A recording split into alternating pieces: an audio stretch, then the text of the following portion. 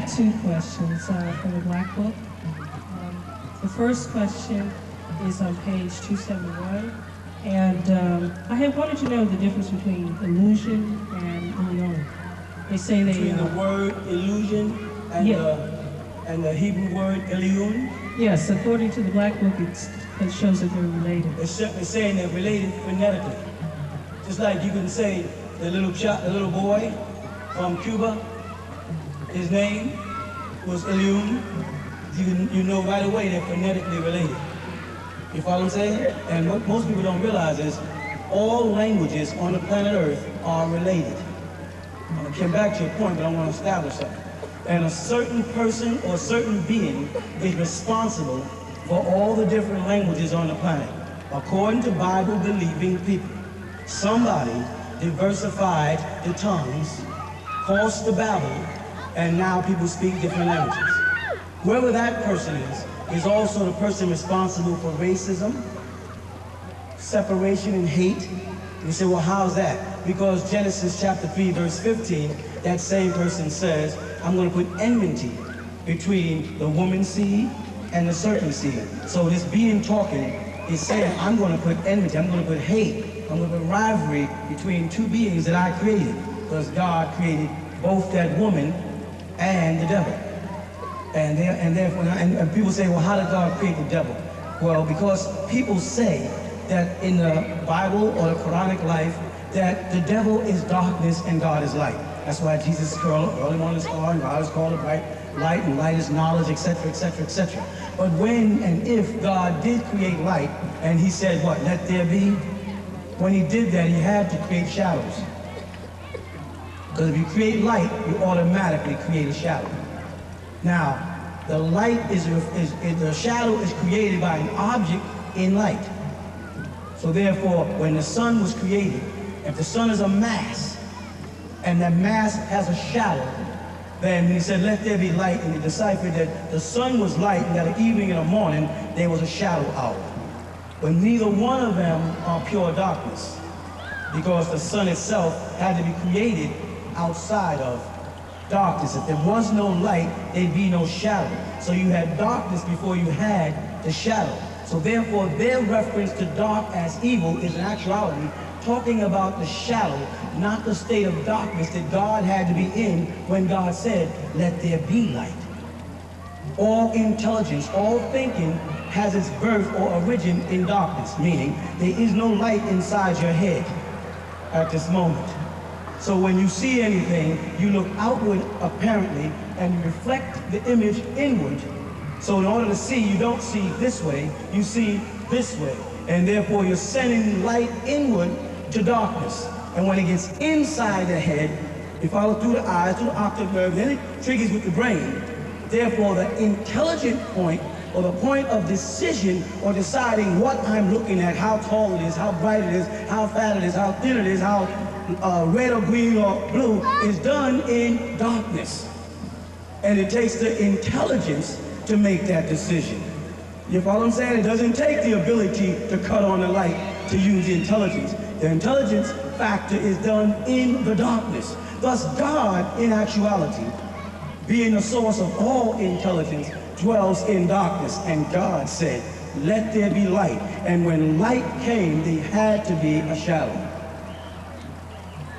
And that shadow is what they're calling the darkness of evil. And that's why if you look in the Quran, the same word they use for darkness, zulm, is the same word they use for shadow, zulm. And the Arabic of the Quran is from the ancient Semitic, which goes back to the ancient Semitic languages where Hebrew is the same word. So their definition of shadow and darkness was the same. Somewhere along the line, the preacher and the teacher got confused. And they just made all darkness bad. And then said darkness is associated with black, so black thus is bad. But black, not being a color but a state, existed before darkness.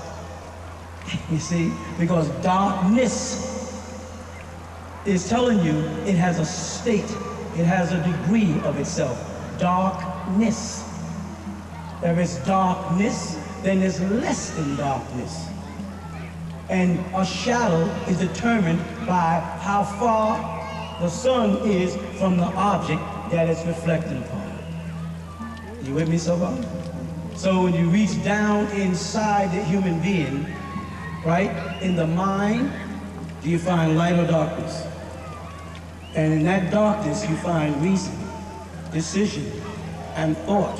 So when God said, let there be light, and thus God created a shadow, the counterpart to light, the shadow was the darkness, the irreality yet existed, the unpurposed yet existed, the untangible yet existed, the illusion of the Most High. So Illusion translated as the Most High, and illusion to the Most High would be its equal untangible. The shadow is equal to you in all shape, size, and intensity, but not in density. You follow? That's why in the Black Book it says illusion and illusion is really from the same thing. Because illusion is alluding to the shadow of the material thing. And we've been taught to ignore how important a shadow is. But all of us will step in the shade when it's cold, when it's too hot. And while we seek the shade, the shadow seems to become very important to us. But on a cloudy day, right before a picnic, when we're wishing for the sun, all of a sudden we no longer like the shade. We don't want the clouds to hinder our picnic. Now, go away, clouds. So we've been taught to cast away the dark because it hinders what I could do in the light. Never realizing that anything I do in the light is coming from the intellect. And that's why we refer to that as the intellect and not the outtellect, because those decisions are made in the head, not outside the head. The vision and what I see is determined from my insight, not my outsight. You follow? Okay? I have one other question. On the same page, it states that the square, according to the ancient ones, is different than the one that what we perceive as a square. Okay. I don't want to know how. I'll tell you why. Because when we see a square, we're looking at 4 90-degree angles, right? Is that a square? What is the difference between a square and a cube, geometrically speaking? The cube has 6 sides. A cube has density, Yes. but it's still a square. And from each angle you look at it, you see a square from any direction. This is what makes it a cube. But when we look at the square, or the square, all we're looking at is a frame undefined. It has to, from that point, make a decision as to what it's going to become.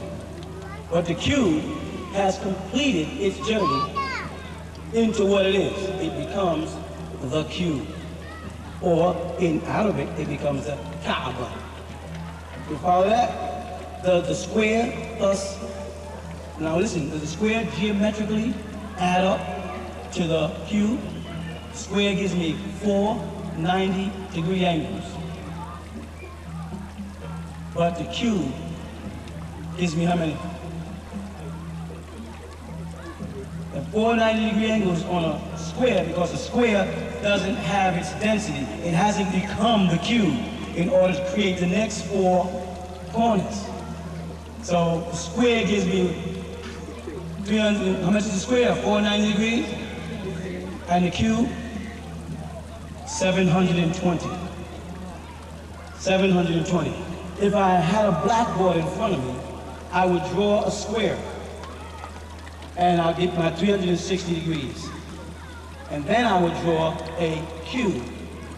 And you'll see that the point from which I join the lines, the cube transforms itself either inward or outward.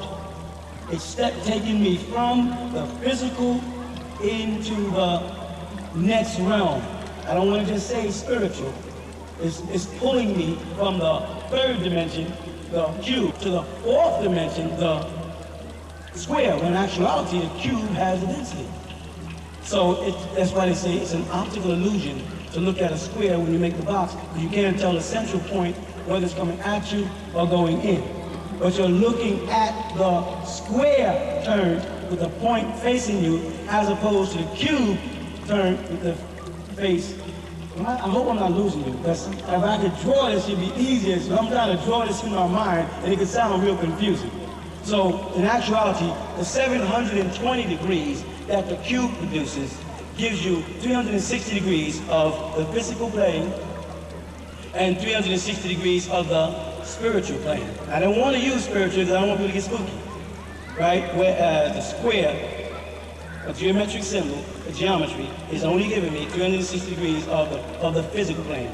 I'm seeing it before it becomes what it is destined. And it only has one destination, because all the points are closed, and that is to become a cube. It's a reference to our character and what we are as a one-dimensional being with a soul. When I look at this gentleman, I see his physical, and I see him 360 degrees. I see what it takes to be a mortal. But I'm also looking at a spiritual being that will only come out when he is finished becoming what he is cut out to be.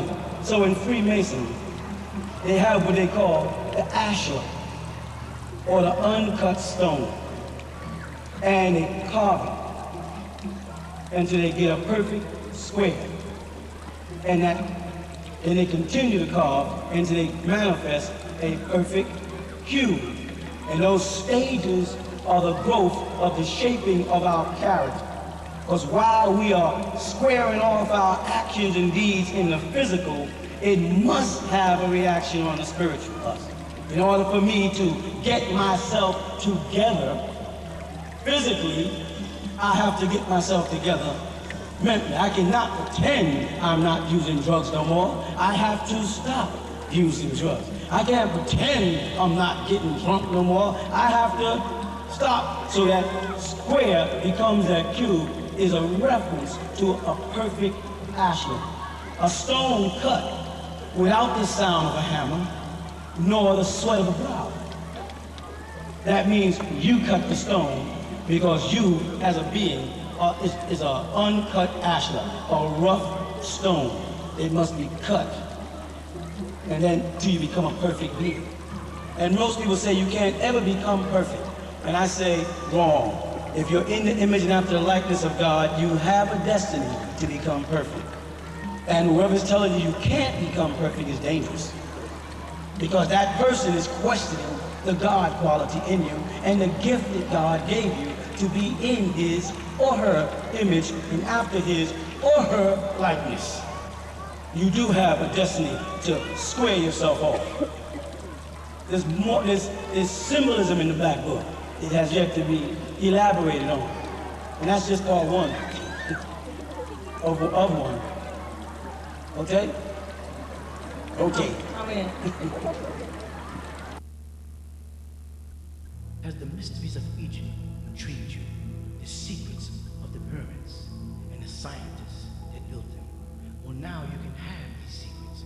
Now you can enter into ancient Egyptian order and learn who and what you are. Who built the pyramids? Why? Medicine, alchemy, the secrets of symbolism revealed to you. Enter the ancient Egyptian order now. Right here. Okay, yes, I'm even gonna try to find you. Go ahead. Okay. Wu-Sabat. I have a question. It states that raise small Excuse names. me, I don't want to be rude, but it states. Oh, excuse me, black. Okay. Pardon me. I gotta be with you. Okay, in the Black Book, it states that Ray's small name is Elul. And later on in the Black Book, it states that Enlil is called Elul. So I guess my question is, what is the connection, if any, between these two beings having the same name and between the material that nutrient? You mean these four beings, don't you? Four beings? Because whenever you say Ray, you're saying Atum Ray, Atun Ray, and Amun Ray. And it depends on what known in ancient Egypt you were in at the time and which one worshiped which deity. See, some people, let's say in Thebes, they had Amun-Re. So they refer to Amun-Re there as Re because Amun was understood. And if you went to Memphis, they had Atum-Re. And they just refer to him as Re. So therefore, all of the Anunnaki were Rays. They all fall under the term Re. That did not apply to all of the Sumerians. All of the Neolithic Egyptians, before the word Egyptos was used, were referred to as Re. That did not refer to the dynastic period that came out of them. You follow what I'm saying?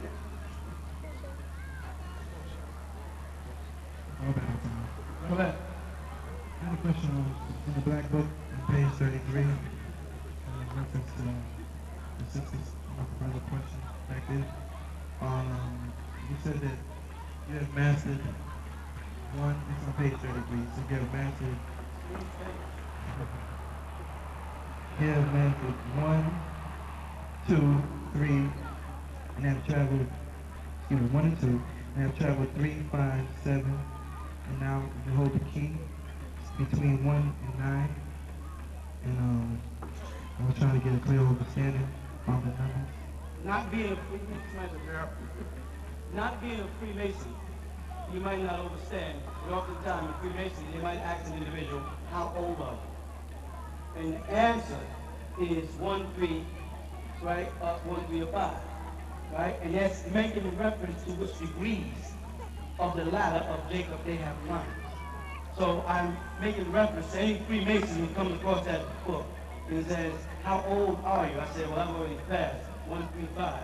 And I went on to 7 and straight on up. They don't know, they don't get past 3 degrees. And those 3 degrees are 1, 3, 5. Enter British Gullcraft and Master Mason. That's as high as they go. There's no such thing as 33 degrees in Freemasonry. There's no such thing as 32 degrees. The original degrees of Freemasonry are only 3 degrees. Everything else is honorary studies. If I'm saying Egyptians, we never gave them over 3 degrees. We never allowed them outside of person, places, and things. And because they are the masters of most educational system's destiny, everybody, Muslim, Christian, Jew, are all trapped under 3 degrees. Person, places, and things. And if you say, I'm going to take people to another level, I'm going to do 7. Then at that point I say, and in the metaphysical or esoteric doctrine, you've been taught about the 7 seats, or chakras.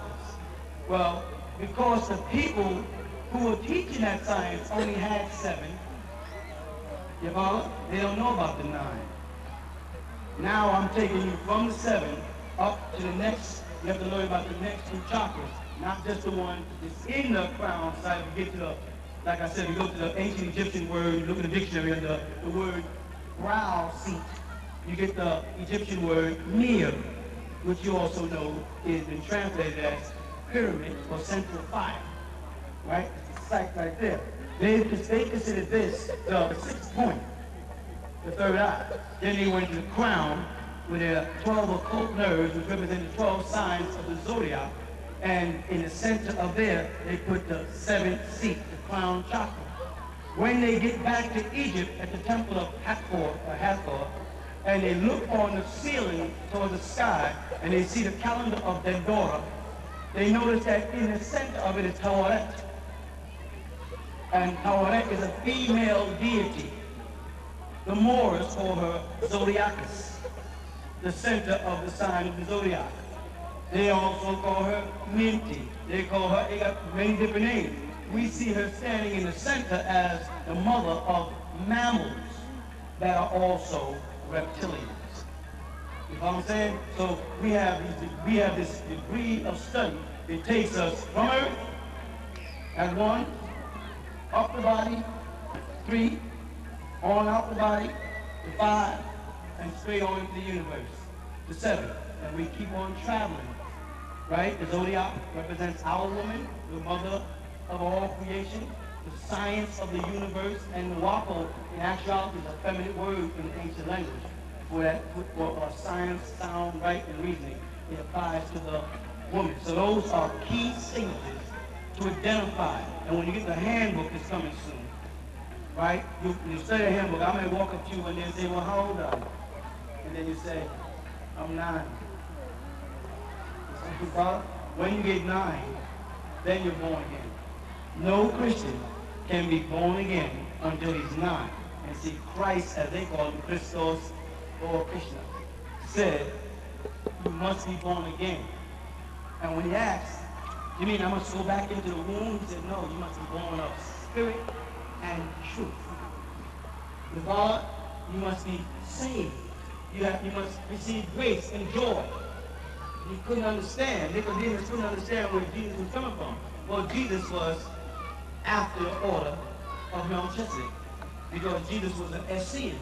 And the only Egyptian order he could find in all Judea were the Essenes up in Jordan.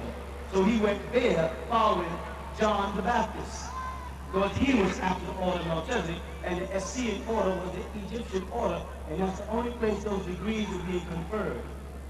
You follow that? So he made that I am the way, the truth, and the life. He was telling them, come behind me, walk this path through this temple, and I'm going to give you this special guidance. I'm going to give you this special truth, some information that I got. It caused me problems in the temple, because when I came back from Egypt, I had to confront the rabbis and the priests, and I got in a great argument with them about these truths of Torah. Because I had to explain to them that the Torah or the Tanakh, that holy book, is nothing but Torah. The female in the center of the zodiac, Torah. And they wasn't ready to accept the Egyptian mysteries, because they had already set up a doctrine. So he had to put aside what he learned in the ancient Egyptian order while he studied ancient Egypt, and submerged himself amongst the Essenes. And at that point, he was stepping down in degrees. So you'll come around again, I promise you, and you'll read it, and you'll laugh. And then I'll walk up to you sometime between now and then and say to them, say, by the way, how old are you? And you'll laugh when you answer me, when you realize how simple it is. It's explained in the handbook. That will be fast for you. All right? But Freemasons do that, 1, 3, 5, 7. It says, how, when they call them Master Mason, they consider themselves 7. And that 7 is what? The highest point on the chakras, or the climbing of the Kundalini, the ladders of Jacob, they get to the top. And you see the Freemasonry chart, you see they have all degrees going up. And at the top they have a triangle with an eye in the triangle, and that's when you see the top, the highest so-called degree. And they'll call that 33 degrees, but in manifestation will be Hunsu. Because when they get to that so-called degree, they give you a phoenix bird looking in 2 different directions. And that's the symbol of Hunsu, the healer of ancient Egypt. And that eye is there, is looking down with it. That's the eye of Ra, the sun. They find out that the light that they've been following is really the light of the, he said, I'm the light of the world. In the Holy Quran, it says, Allah is the Nur Samawati wal Ard. Nur Samawati wal Ard. That means the light of the heaven, sky, and the earth. When you become the light of the sky and the earth, you are still the light of the world, because you're referring to the sun. You can't immediately adjust that and say the light of the heaven and earth means my mind or my intellect, because I just explained to you that intellect is conceived in darkness, inside the head where there is no light. The thoughts come in there and then they come back out.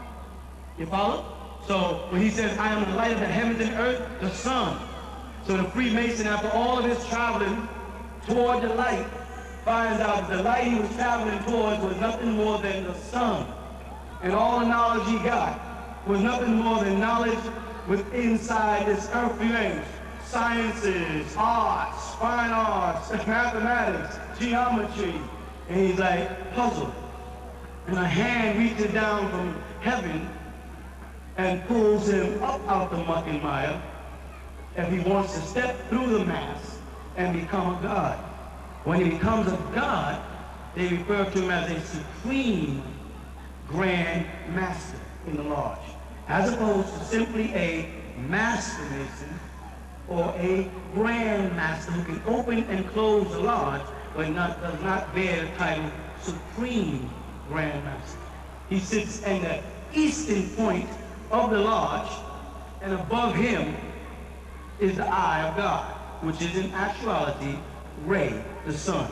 He now is amongst the ranks of the Egyptian deities and inherits the responsibility of conveying the message to people on earth, if they are worthy and capable of keeping the secret. And what is the secret? The secret is hidden in the name, the sacred name. What is the sacred name? What name in Egypt is a ray and deals with a secret? Huh? Amun. Amun means the hidden one, the one who keeps the secret. And so the Freemason who walks through Jah, Baal, and on, he accepts the Bible, the Quran, and the Enuma Elish, then finally gets to the Book of Dead. He's passed through the three, what they call monotheistic religions, and each one of them, at the end of their ritual, or when the light of their ritual starts to descend or end, says, Amen, Amun, or Umain. And they all end with the same name of the same deity. And that's why in Revelation chapter 3, verse 14, he literally says, Aman, the faithful, the true witness, the faithful. They put a definite article to make sure that you don't think they're talking about Jesus. Well, right?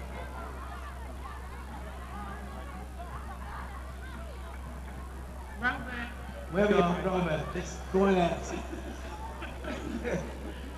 My question is from the Guidance and Masters book. Yes. Deities in your mind. Yes.